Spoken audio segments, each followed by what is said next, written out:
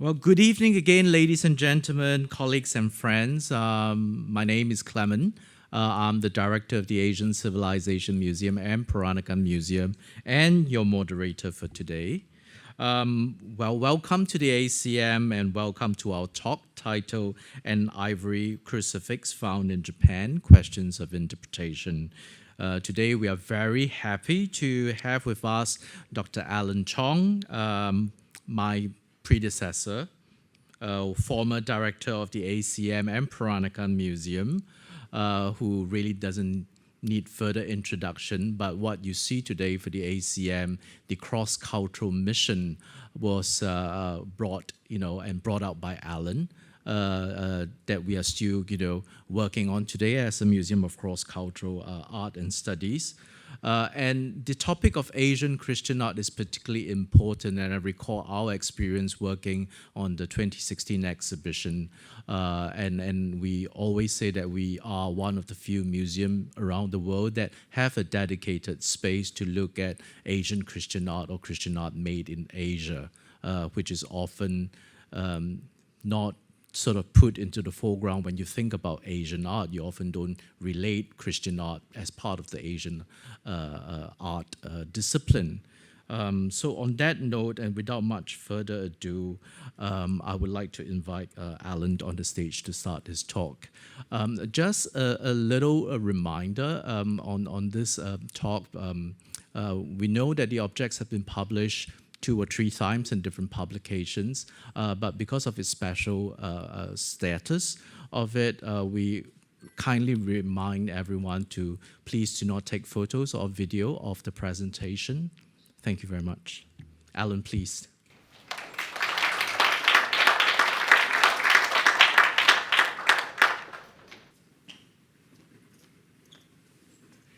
Thank you very much. Thank you all for coming. It's nice to see you. This is, let's see.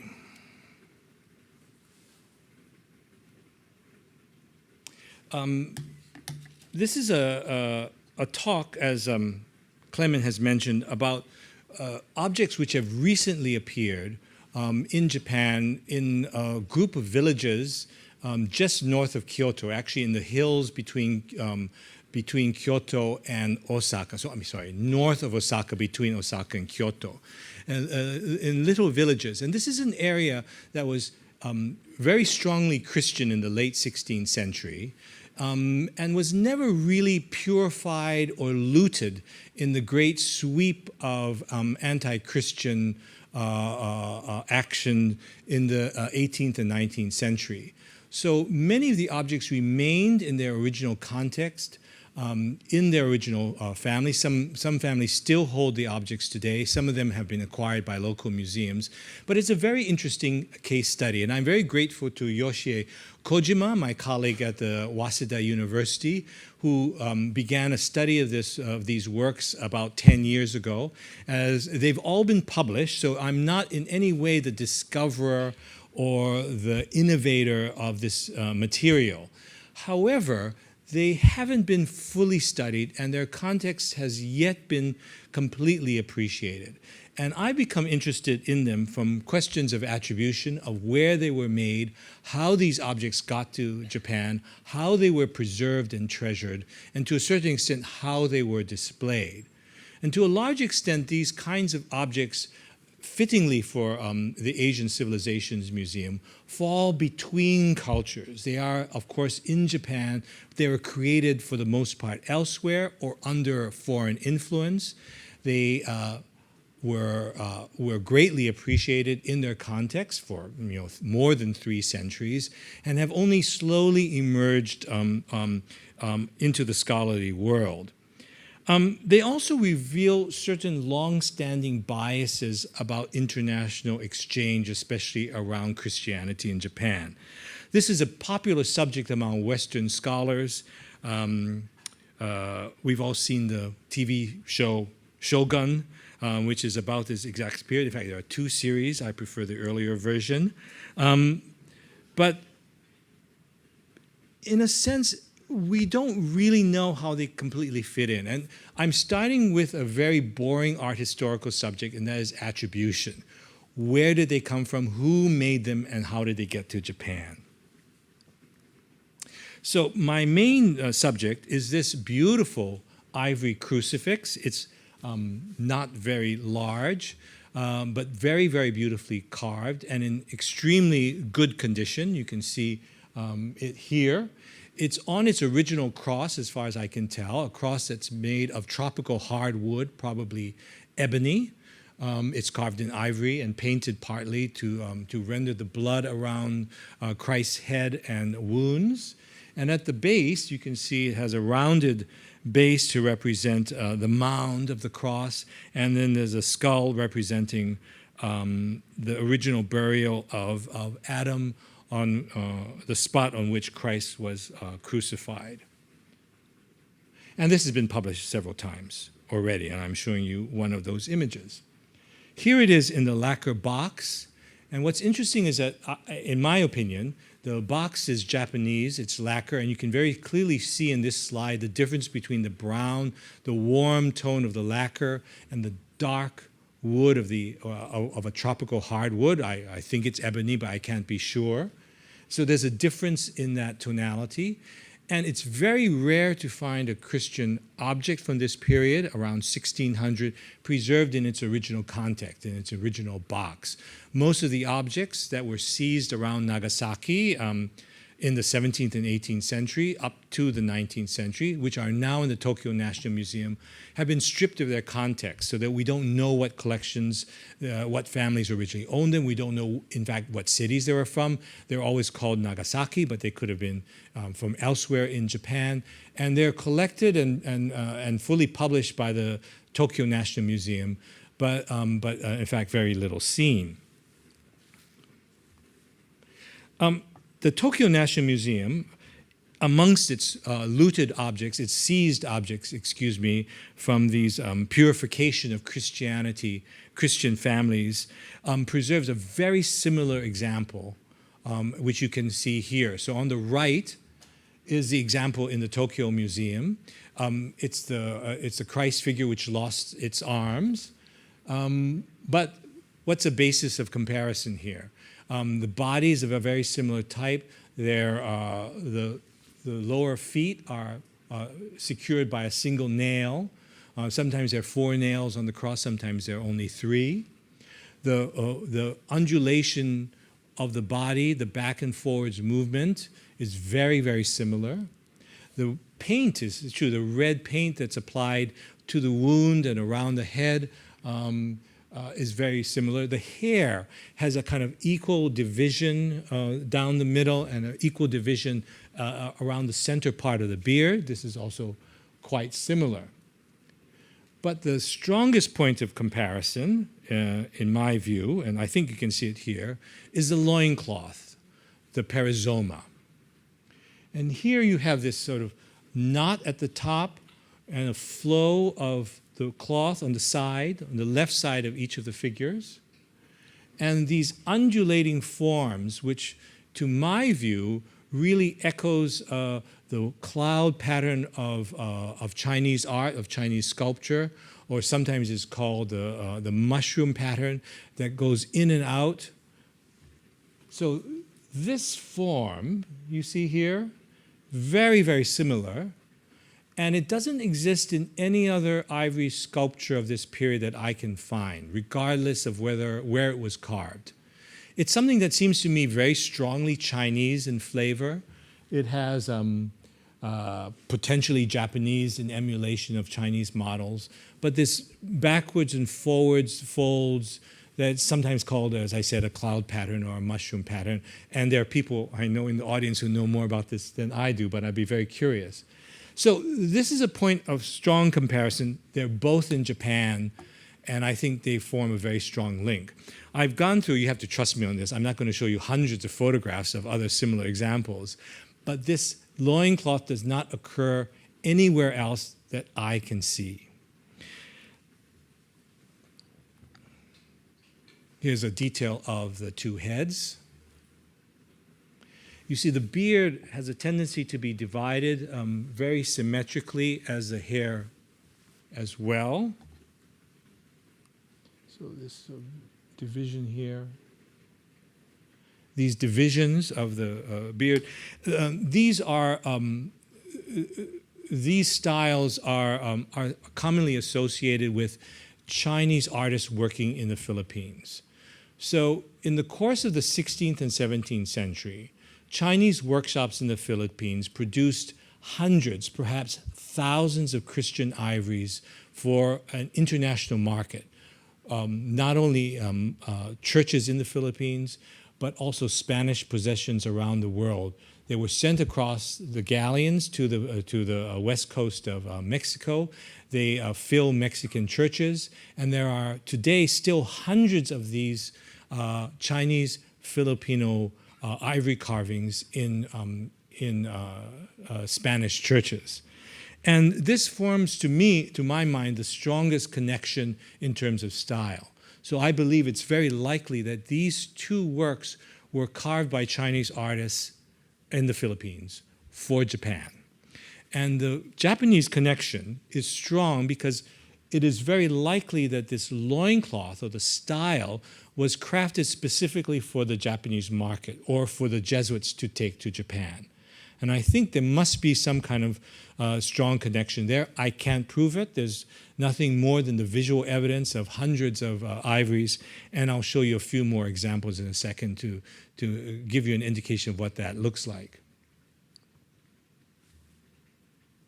I mean, there is a difference in the faces. There's a slight difference in expression.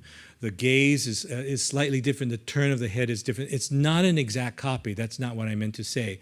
But it belongs to the same world. It's produced by the same workshops working, producing these things in the Philippines. Here's a detail of the skull at the bottom, the skull of Adam, and a little detail of the nail. The nails are original, I believe, and some of the paint. Now, what other evidence do we have besides the Tokyo National Museum crucifix, which is documented in Japan around 1600 to 1620? This is the period of making. There is another object, another ivory crucifix associated directly with Japan, and that's the thing you see on the right. It is another ivory crucifix. It is on a Namban cross, that is, it is Japanese lacquer set with mother of pearl and gilding in very typical Namban fashion. And this is an object that was sent very likely on the Manila galleons to Mexico and then to Spain, and it is now in Salamanca in Spain. It is a very interesting example because it shows a Japanese cross with what must have been carved in the Philippines, or at least something I believe that was also carved in the Philippines. This is not universally an opinion universally shared. Margarita Estela Marcos, the great expert on Filipino ivories, thought it was one of the key examples of Filipino Chinese carving. However, the hair is a little bit different. The hair has a wavy pattern back and forth here, as opposed to the swirls that you see here. It's a small difference, but a difference nonetheless. Our colleague Pedro Mora Carvalho, who is a chief curator here, was not certain that this was carved by Chinese in the Philippines. He thought it might have been carved in India, in Sri Lanka or in Goa or in another part of India. It's something I don't particularly see. I see it really as a Philippine production, but there's a difference of opinion there. But just to make a comparison with what was produced in India at the time, I believe it's very different in quality. So things that were carved in Sri Lanka or carved in the region around Goa have a very different look to them. There isn't the same backwards and forwards sway of the figure. There isn't the precise detailing of the musculature or of the hair. It's a stricter, more linear presentation of the figure. And I think you can see it in this comparison, which is in the Lee collection. You see the body is straighter. Here is this backwards and forwards S-shaped motion. The hair is not as precisely defined as you see here, or the or the hair as evenly divided. It seems to me very different in style. Now, I have argued elsewhere that for many consumers of the 17th century, it did not really matter where these ivories were made. That if you were a Christian, a devout Christian in Europe, in Spain, in Portugal, in Mexico, or even in Japan, did it matter to you whether the ivory was carved in China, in the Philippines, or in India, or perhaps even if it was carved in Japan? These sacred images have a kind of universal appeal that transcends their particular place of origin, their particular place, particular attribution. And I've always wondered if it's not a modern obsession, whether we are not really arguing about the wrong kinds of issues when we look for these attributions. Nonetheless, I think it's a very interesting dynamic to think of the Philippines and Japan as being actively involved in an artistic and religious exchange in the 16th and 17th centuries.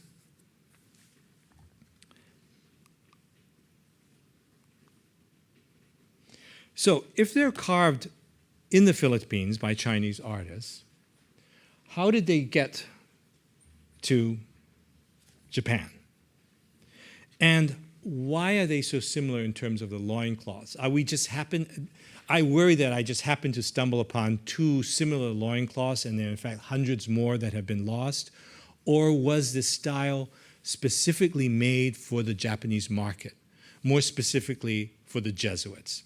The Jesuits were the dominant order in Japan. They were given authority to proselytize in Japan, with the condition that Portuguese ships provide the means of transporting the Jesuits to East Asia. So we often assume that the Portuguese were dominant in Japan because of this particular peculiarity. It was a papal rule that Portuguese took Jesuits to Asia. And in fact, most of the writings that survive from the late 16th and early 17th century that describe Japan and document the activities of the Christians there are produced by the Portuguese. And so we often have the assumption that, in a sense, Japan at this period is part of the Portuguese world.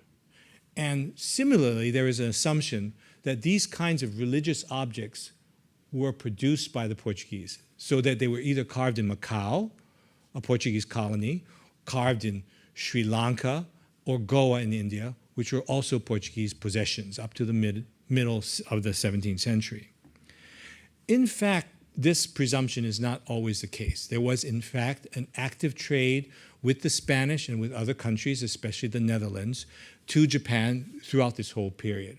And we know that Spanish ships also carried missionaries to Japan during this period.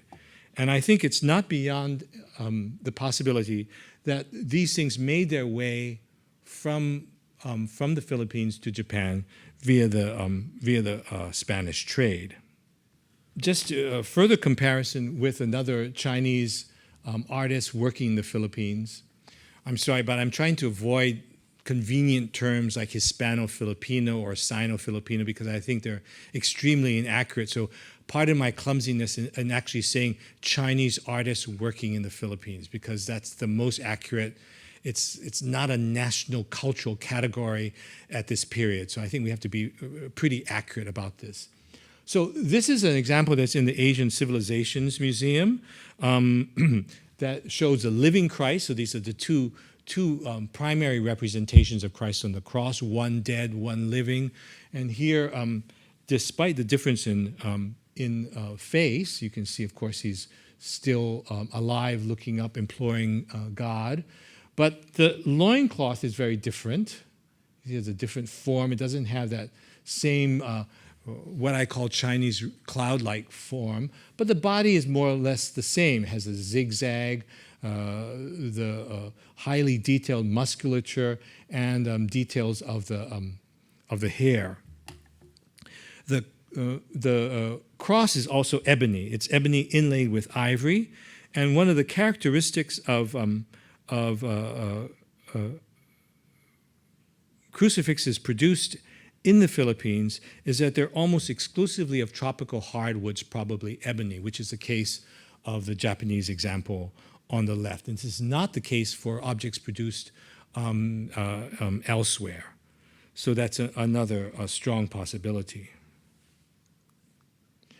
There has been some speculation that Christian ivories were carved in China, specifically Fujian, or shipped through Macau. And there have been two documents that have been cited by Govan Bailey, a scholar at Queen's University in Canada. And these are his two passages. And I think it's very important. I'm going to spend a little bit of time here because he completely misreads the document. The first document says that they made fresh and gracious carts of gold, including crucifixes with figures, some very devout with the Virgin and St. John. And I won't read it in Portuguese because I will mangle it. But it does not mention ivory. This part, my Portuguese is good enough that ivory is not mentioned as a material. In fact, the confusing word is charolas, which I believe is from Latin carola. I think these are carts. These are like parade floats or chariots of some sort. And this is a common interpretation by the source that has published this. But ivory is not mentioned. This is 1561. Christian objects being made in Fujian, but ivory not mentioned as a material.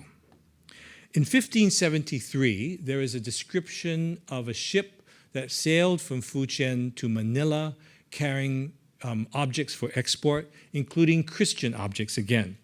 And you hear here is that they brought images of crucifixes and very curious chairs made in our manner.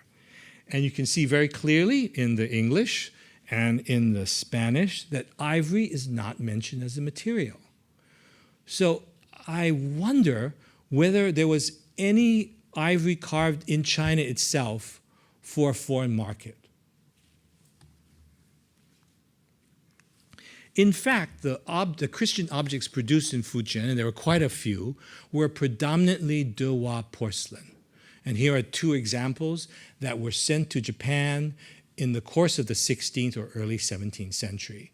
They are not really exceptionally graceful, but they're very interesting examples of the transformation of Guanyin into the Virgin Mary. So you have two typical Guanyin figures called kanon in Japan. These are seized as Christian objects in the Great Purge in the 17th century. She's wearing a cross. You see she's got a cross there and a cross here holding an infant, which is the Christ child. And there are several dozen of these in the Tokyo National Museum. And this is, I believe, the Fujian objects of a Christian nature. There are no crucifixes. So there are no porcelain crucifixes that we know of, and none survive in Tokyo. So no Christian ivory carving can be documented in Macau or China. However, there's one document, which I have not read in the original because I haven't been able to discover it yet, that says, this is a second-hand account, that in the 17th century, ivories were commissioned from Manila by a church in Macau. So the one document we have about ivories in Macau refer to the shipping of ivories, including a Virgin of the Rosary, from Manila to Macau, rather than anything being made in Macau or coming from China to Macau. So I think this is a very sketchy document, but they indicate that the primary source of Christian ivories at this time was the Philippines. And there is some direct evidence of ivories being shipped back and forth between Japan and Manila. These are not directly relevant comparisons, but they're kind of interesting because the little Christ child on the left is recorded being shipped from Japan to Manila, and then it's shipped onwards to Spain. This is with the ending of Christianity in Japan. These things are shipped out. And these two little heads of Jesuit saints, we don't know who they are, except that they're Jesuits, were also carved in Manila, sent to Japan, and then with the banishment of Christianity, sent back to Manila, and then onwards to Mexico. So, again, it's sketchy documentation, but everything indicates that these things were made in the Philippines. The final bit of evidence, which I think is quite telling, is that the lord of the area where these objects were found, north of Osaka, he was a Christian lord, and when he's sent into exile, he goes to Manila. He doesn't go to Macau, which a majority of Christian artists and leaders were sent, but he goes to Manila. So again, a little bit of circumstantial evidence that the Philippines are important in this whole picture. Sorry, lots of circumstantial evidence. But we like that, right?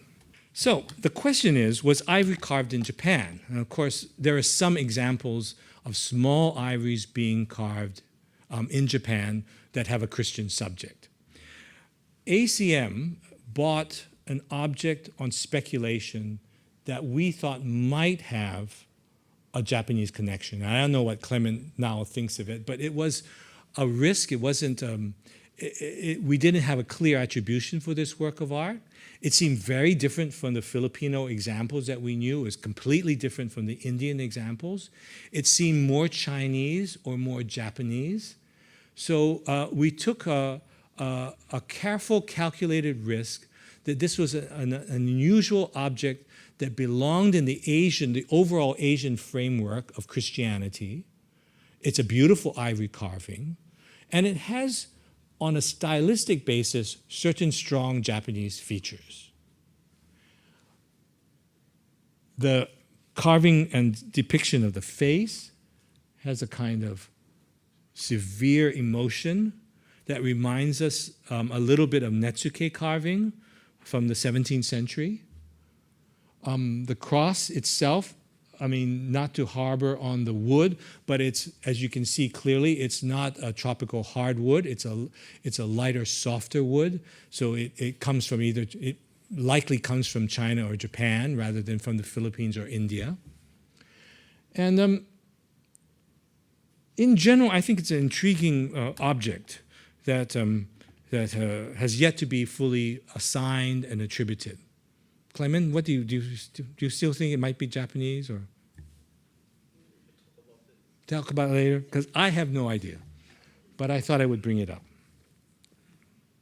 Here are two more provably Japanese ivory carvings on a small scale, again, quite similar to Netsuke carving. The one on the left is documented. It's a seizure that's now in the Tokyo National Museum.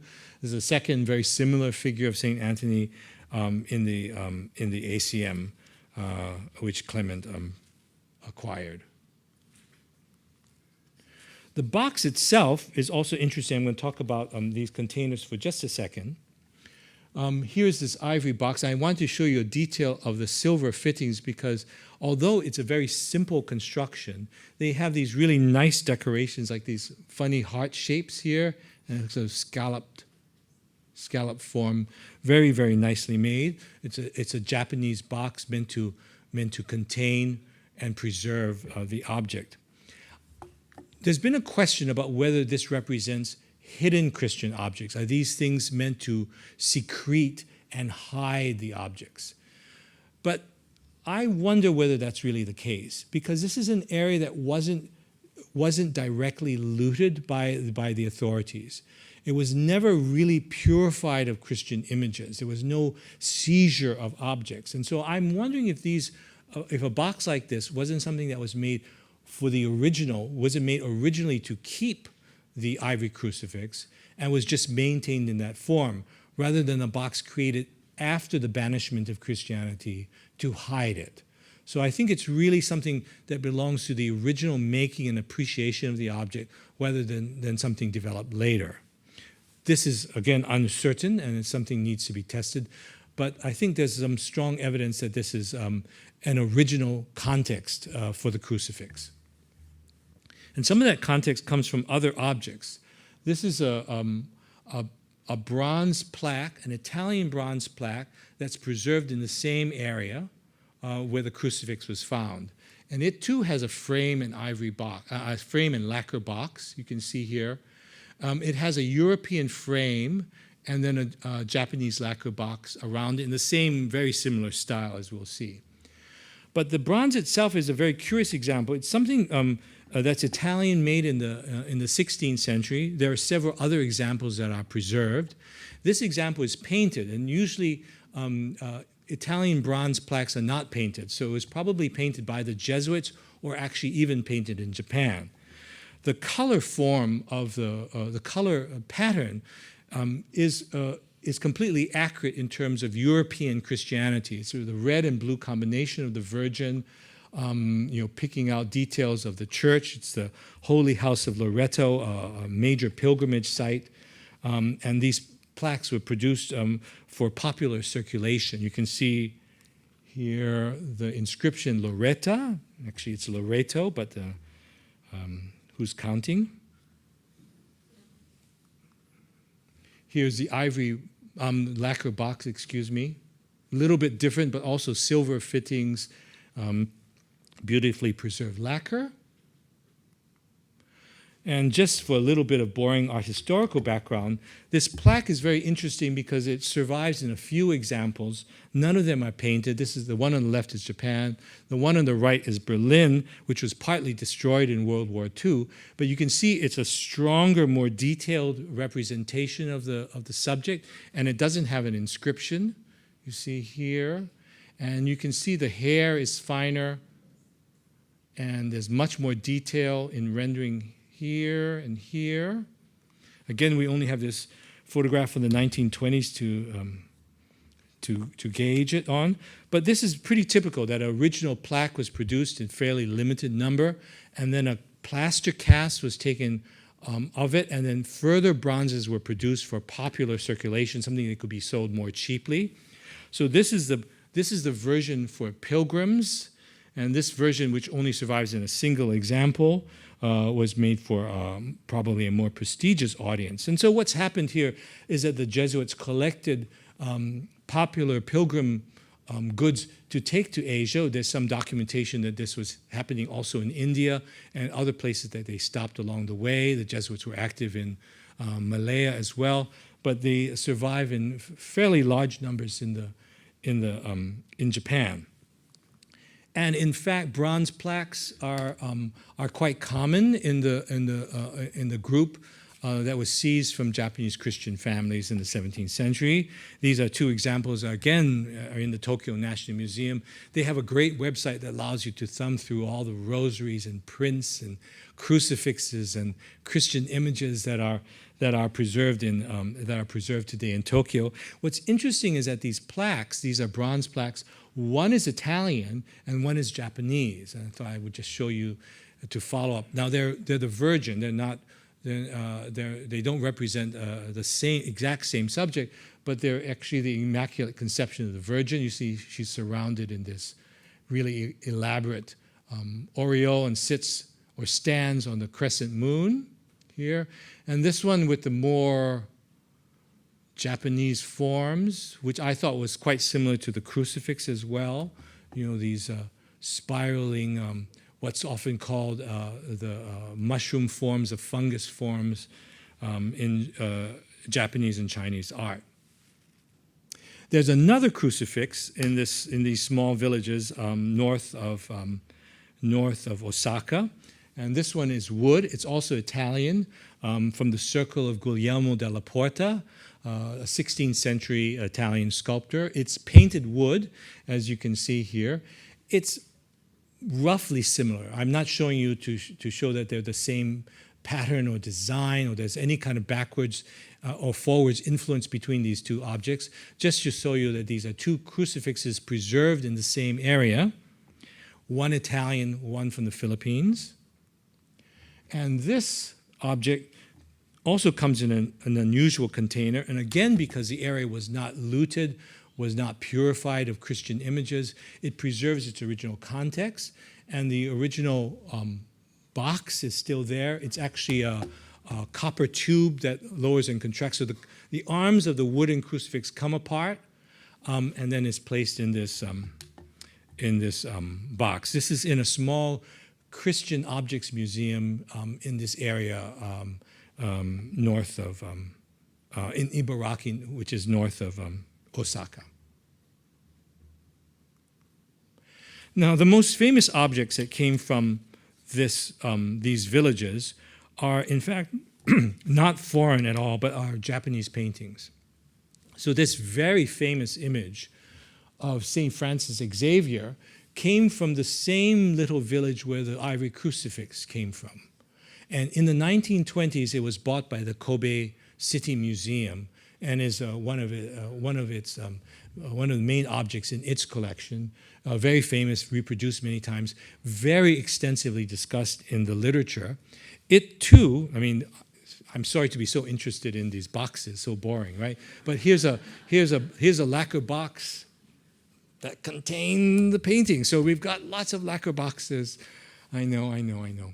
But what's really interesting is that the inscription says St. Francis of Xavier, Jesuits. And St. Francis is canonized only in 1622. Christianity is supposedly abolished in this region in 1614. So like a decade later, somehow word gets to this little village in Japan that he's a saint now, and you can write an inscription that says St. Francis. Now, scholars, of course, have gone crazy about this. They said, oh, well, he was called a saint before he was officially canonized, or this was painted somewhere else and then smuggled into Japan after the fact. These theories seem to me extremely implausible. It seems most likely that word arrived in Japan about the canonization of really one of the most important saints for Asian Christianity, St. Francis of Xavier, and they added the inscription. And it's not the only one. So another painting from the same area, however, it doesn't have a lacquer box, but it also shows the same saint. So you have here, these are the mysteries of the Rosary, and two saints, Saint Ignatius, S. Pio Ignacio, and then S. Francis. So again, they're named explicitly as saints. So after 1622, word comes to a little village in Japan, in the middle of nowhere, that their important religious figures have been canonized and these inscriptions are added. At least that's the most likely theory. I find it very touching and very moving that even with the abolition, the official abolition of Christianity, that it survives in these little villages, these little towns in the middle of nowhere, and word gets there. There's still a correspondence through Jesuit missionaries somehow that communicates what's happening in the outside world with their critical saints. So, what does this tell us about biases? And I'm here to speculate, but we don't understand these objects very well, partly because of ourselves and where we come from, whether we're Christian, whether we're European, whether we have a connection with Japan or not. Japan, for example, treats its Christianity faith, its past, in interesting ways. For example, in the 1920s and 1930s, the official Japanese museums acquire the Japanese paintings, the Japanese Christian paintings, but not the foreign objects. Not, for example, the ivory crucifix. They don't seem to know where it's from. They don't acquire the bronze plaque, which is Italian, or the other objects. Maybe there's a good reason for that, but they're interested primarily in Japanese Christianity. Portuguese considers these objects part of its imperial endeavor. because of the text written in Portuguese, because of its presence.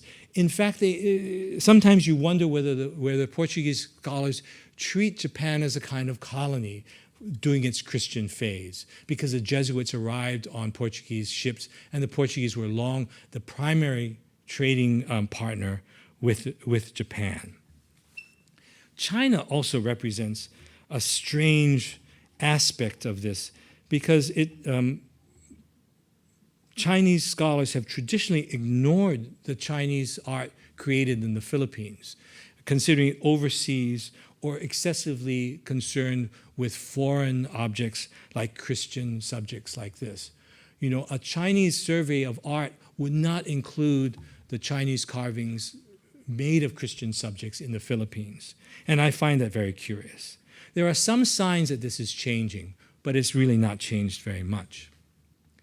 There's a question also in the Philippines. More recently, there's been a movement among a couple of Filipino scholars to say that these ivory carvings weren't really carved by the Chinese, they were also carved by native Filipinos. Now, that is certainly the case in the 18th and 19th century, but in the 16th and 17th century, the overwhelming documentary evidence testified by everyone who came through says that the workshops are Chinese. And there's specific examples of Chinese converting to Christianity because of their ivory carving. These things are also discussed. And so I worry sometimes that we bring too much baggage to questions like this. And even Protestant Britain, and I guess I'm myself part of the Protestant Anglo world in a greater sense, are sort of interested in this material only when Protestantism becomes evident. Like if it's too Catholic, it's not interesting enough. And this is amazingly true of many of the museum visitors I see in the West, or even actually in Singapore, who are a little bit wary of venturing too deeply into Catholic, so-called Catholic subjects, rather than to look at the universality not only of Christian subjects overall, but the idea that religious subjects have great power over all of us, regardless of our faith.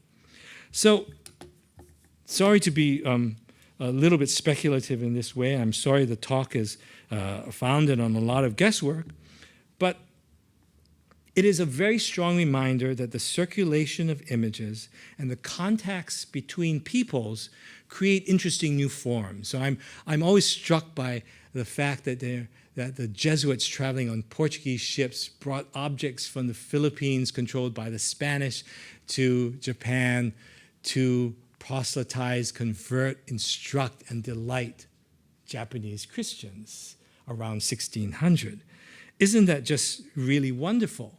And to think that under great stress, as Christianity is slowly being abolished in Japan, as priests are being executed or exiled, that a little community in the foothills north of Osaka cling on, treasure their wonderful works of art. Thank you. Thank you, Alan, for the fascinating lecture. I think we went through a lot after hearing from you, a lot of what we actually still don't know, and I guess the general sentiment is that it's perhaps okay that we don't know, and we keep asking these questions, which is part of our job to study these objects. And going back to our ACM crucified Christ. Oh, whoops. Sorry for no. Yep. Sorry. Honestly, after doing Christianity in Asia, we did our ACM Devotion and Desire, the publication, and I think with Manila Galleon as well. I think the quick answer is I don't know. I still don't know. I still, to a certain extent, I think it's quite different from what we have seen so far, from from everything from those that were made in Goa, Sri Lanka. There are so little evidence that points to ivory making in Japan, except until very late when you have all the small Netscape carving workshops starting to appear. But in the 17th century, there are just no documents to establish that.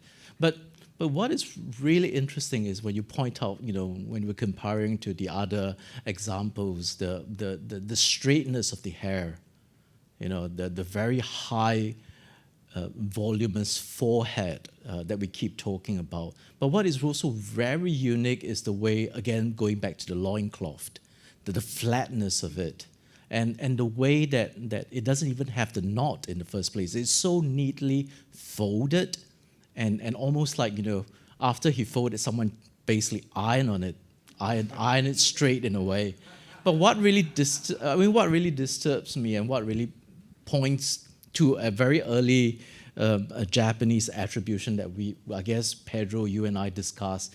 Remember on the scratch marks on the loincloth and the way they stain it after scratching it.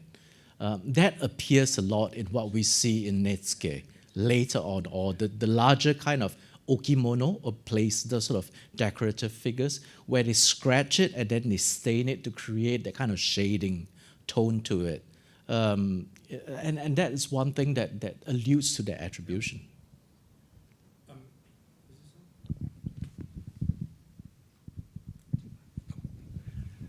Yeah, I think sometimes we become, as I said, obsessed with attribution or classification. We somehow feel inadequate if we don't say it's this, or we can't boil it down to two things. So it's got to be, Goa or Sri Lanka or something like that. We feel much more secure with those kinds of, and it's partly the way we're trained with the Western academic world, is to classify, right? I mean, art historians classify, scientists. We want to be like scientists, even though we're not, right? That there's some kind of identity. Nonetheless, you're absolutely right.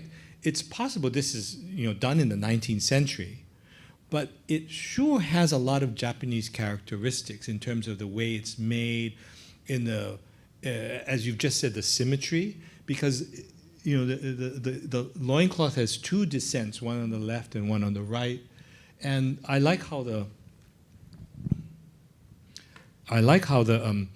body has these kind of very symmetrical, rib marks, which kind of echo the symmetry of the cloth. It's a very curious thing. I mean, I think it's very beautiful, and maybe it doesn't matter where it's from.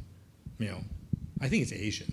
I agree. I think it's Asia too, and nothing very European type, with this. When we talk about attribution, and your talk, started with the attribution, the question of attribution, and in between your talk, you also mentioned that we are trying to avoid terms like Hispanic Filipino, Indo-Portuguese, Singalo-Portuguese, that kind of thing. Maybe would you mind to elaborate on that, and why, I guess, we don't really want to go to give this term classification? Yeah, I mean, I think the point is that art history, or his history, has tended to create or concoct artificial categories. So rather than saying that something is Filipino, if there's a foreigner working in Manila, we say Hispano-Filipino, which is really weird because it doesn't include Chinese. And so then people say, oh, well, we better call it Sino-Filipino. And when you combine terms like this, it has the aura of authenticity or scientific fact, like saying something is French. I mean, that's kind of easy if it was made in France. But what is, Luso-Asian? The Portuguese have started to use Luso to give dignity to their imperial empires. And this is one of the problems with these categories, is that there's a very strong sense of colonialism or of imperialism. And I think, around the Spanish rule of the Philippines and possessions like Macau and Goa, there's been an attempt to stamp a Filipino imprint on these cultures, which is, not quite fair. I don't think. Sometimes it is. Sometimes it really was a legitimate category, a legitimate collaboration in that sense. But isn't it just more fair to say where something was made and if we know the cultural identity of that person? I always say Chinese in the Philippines because the Chinese were kept in a ghetto. They were treated separately. They were attacked when things got bad. So there was a clearly identifiable cultural group in the 16th and 17th century. In the course of the 17th century, they intermarry, they become more blended, they convert to Christianity, and now they're completely part of the, with just a few exceptions, really part of the Filipino fabric. But that's not true for this earlier stage. So I just kind of believe in being more specific because it's a little more accurate. But it doesn't always work that way. I just find those terms kind of box you in a way. Like you think of this thing as a solid proof of something, where sometimes it's really not. So it's just like blood type, right? Either you're AB or AB. But we're trying to be O here, trying to be encompassing to everyone. I guess I don't even know my blood type. What a good question. I guess it's also, in a way, you talk about Philippines and your last slide with the point about nativism. and it's very true because 1617 is where all the workshops are Chinese migrants settling in the Philippines. I think, and then of course the later, that's where you have more of the locals coming up because the demand is there. There were more people who are into the business, and there are also, I guess, accounts that they also marry local Filipino, and these, again, through this intermarriage, their next generation start to take up the business. And they would also eventually identify themselves more Filipino than Chinese, which is very much, again, going back to like the Peranakan phenomenon that we have in this region as well, about the identity of things. And I guess that's the tricky part between the sort of mid 17th to the early 18th century, where more of this kind of family starts to appear. There's a fairly quick transition, I'm guessing.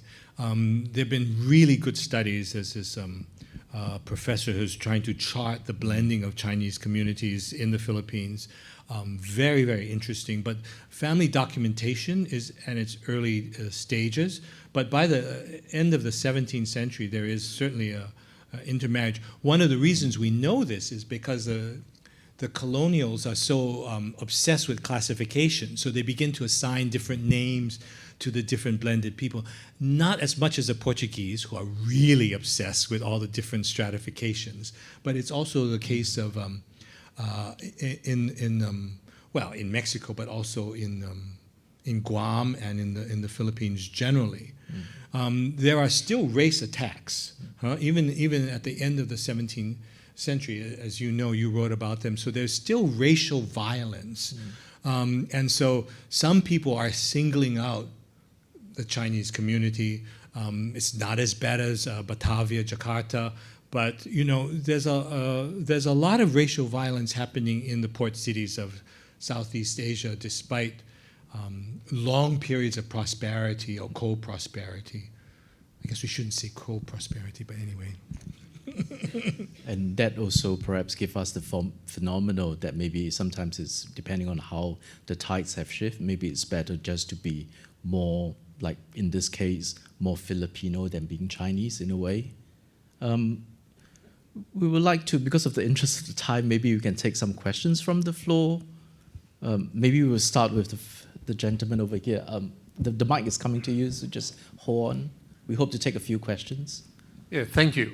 Great and fascinating talk. Is there anything known of the Jesuit missionaries themselves that were in that part of China at the time, and the route that they took to get there, in a way that they may have collected artefacts along the way and taken them to that part of Japan? Do you know anything about those actual Jesuit missionaries who were there? So Jesuit missionaries are very well documented in Asia. They kept extremely good records. I cited one visiting a workshop in China.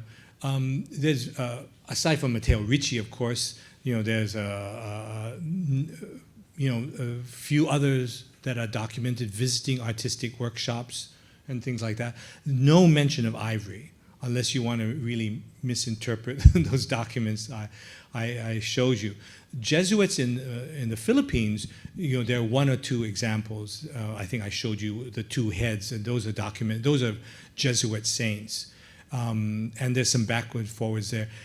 A lot of the records for Christian art is not really well documented, except in the galleons, where you have insurance records, and you have the results of Christian ivories making their way to Mexican churches or Spanish churches. So you have very clear documents of their result. And some of those are Jesuit, but they are predominantly other orders in the Spanish context. Yeah.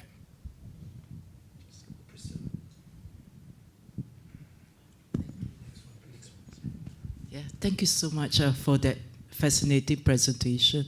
I was just wondering, like going back to the question of context, that little Japanese village, what would this crucifix mean to them? Like, for example, were they Christians, devotees? And if that is the case, would they be also then producing making their own crucifix? Because if they were believers, they are likely going to reproduce this crucifix. Or were this crucifix just like given to them? You know what I mean? Yeah, so I think that can say a lot also about the reproductions of this crucifix. And then second point is that it's interesting that you mentioned about the S shape in the first few slides that you have of Jesus on the cross, because when I was learning Chinese painting, and I was learning it from a mainland Chinese teacher, he told me that the subject of a Chinese painting should always be an S shape. So that just brings to mind that about Chinese art. Thank you. It's an excellent question. I can comment about the villages, where these objects were found. And the family trajectory is quite different. Most of the families forgot their Christian heritage, but kept these possessions really as family heirlooms, as legacies of the past, and kept them very carefully. And then in the 1920s, this story is documented. They were surprised that the museum wanted to have the paintings of, one painting went to Kyoto University, the other one went to the Kobe Museum. And they were quite surprised. One family remained Christian and remained hidden Christian, apparently for many generations. We have no proof if it's really 300 years, but for quite a long time. And interestingly, one family has recently converted to Christianity again, has adopted Catholicism again. They've tried to learn about their past, became impressed by their heritage of their ancestors, and took up Christianity again, which I found very fascinating. The second part of your question is copies, and this is very, very interesting. I didn't show you a very interesting slide, but there is one, what seems to be a Japanese copy of a crucifix. So it's rather roughly made. It's not European. It's not from the Philippines. It seems to be Japanese, a copy of a crucifix in that way. And the group of objects in the Tokyo National Museum, which represented these seized objects, contained Japanese copies, not many, but a few Japanese copies based on foreign Christian material. I showed you the plaque, for example, which must be based on a Christian, a European model. Ooh, which way? This one. So the one on the right is a bronze plaque, so it's emulating the same material. And you can see it's not a precise copy, probably because the model has been lost. Thank you. That's an excellent question.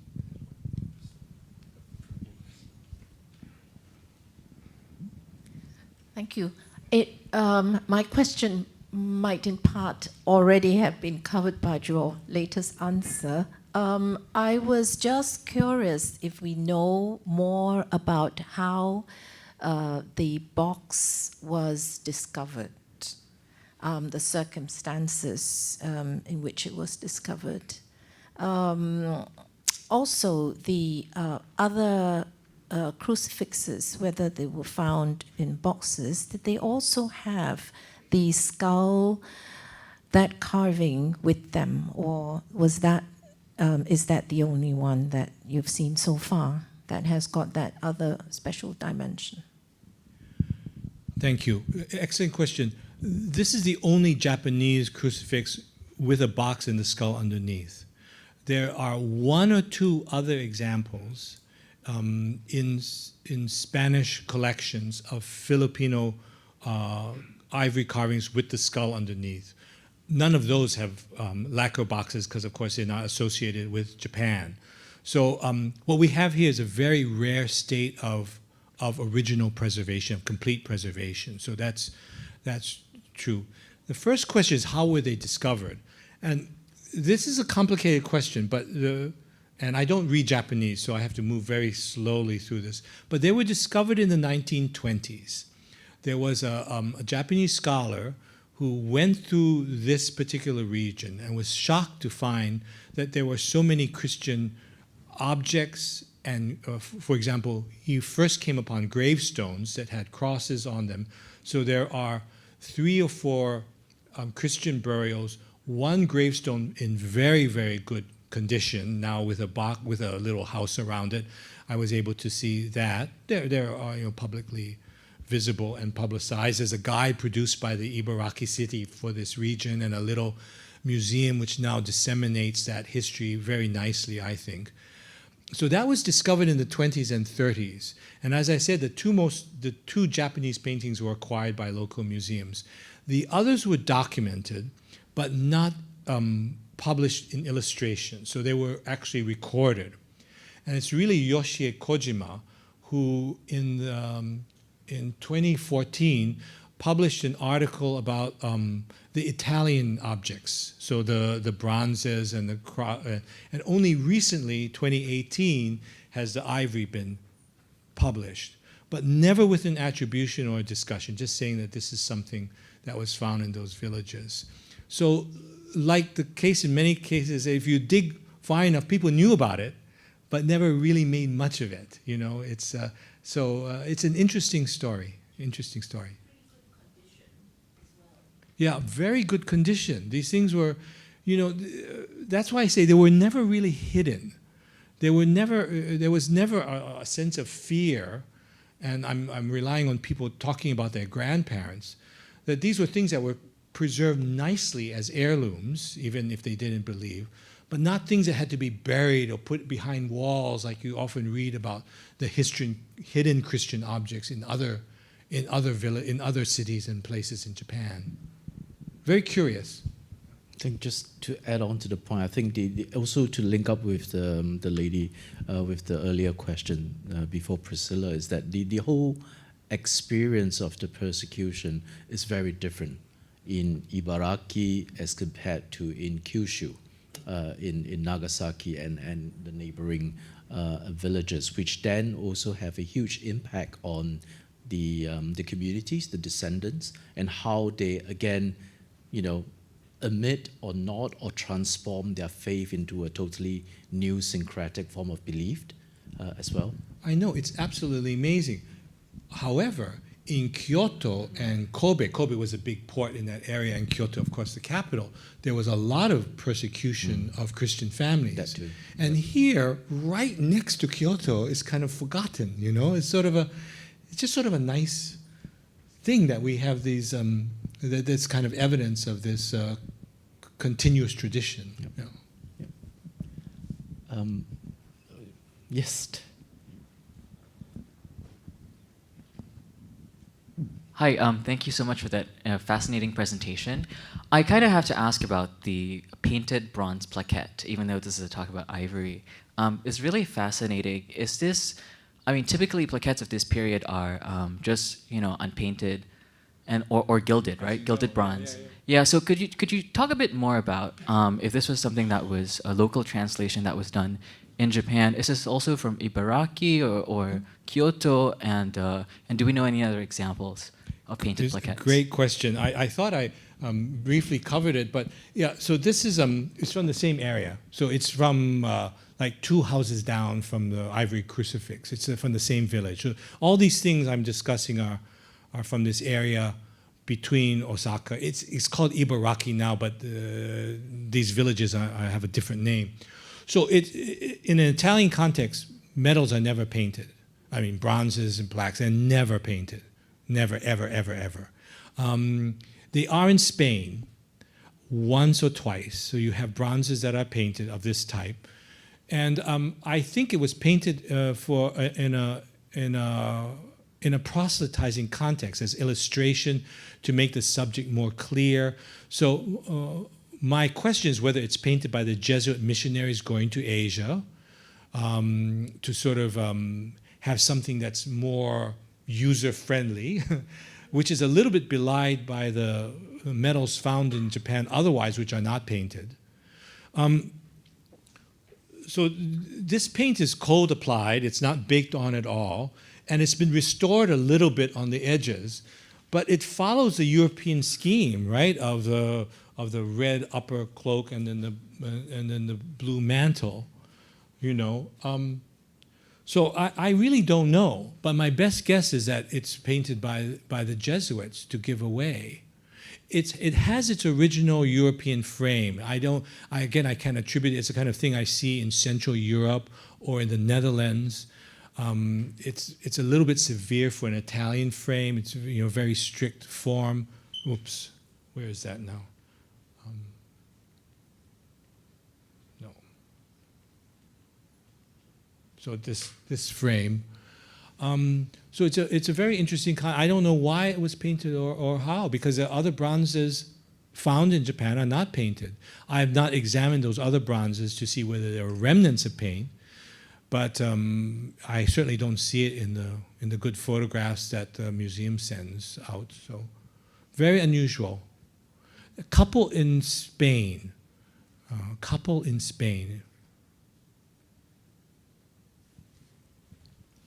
Okay, I think in the interest of time as well, thank you, Alan, for the fascinating lecture. Thank you everyone for your time and for coming to ACM Talk tonight. We hope to see you again. I think there is a more talk. There is a bit of an advertisement, I guess. This is the plug for the next upcoming talk, Modernity Unseen, and it's scheduled for 17 July 2000. This year, 17 July, 7 p.m. back at the Ngee Ann Auditorium. So please stay tuned for this wonderful lecture coming up. And of course, as usual, we appreciate comments, feedback to help us do better, to improve our lectures. If you can scan the QR code and leave your feedback to us, we'll be very grateful. Once again, thank you and good evening to everyone.